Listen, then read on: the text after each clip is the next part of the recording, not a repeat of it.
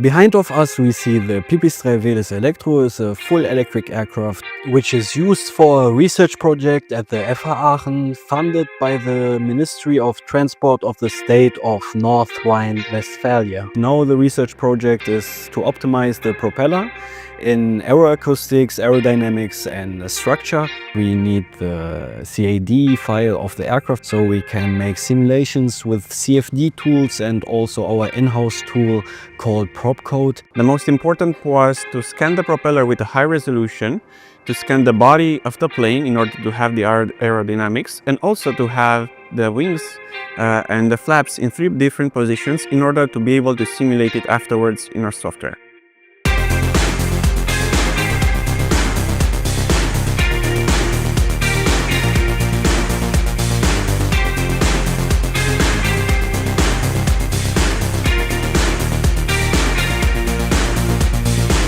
For realizing this project, we have today a cooperation between ASAP and Shining 3D. The 3D scanning of a whole aircraft is very challenging, so why we choose these companies to collaborate with them.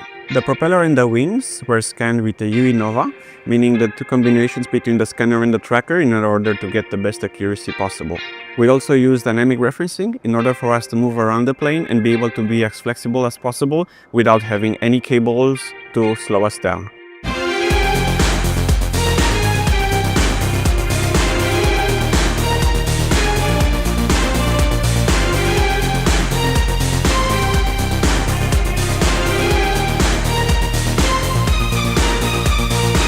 One of the key advantages for scanning and for digitizing an object is that you will see a copy of the identical object in time, meaning that if any changes happened, you're able to identify it or you're able to simulate, and you can go further with the research and development of such objects.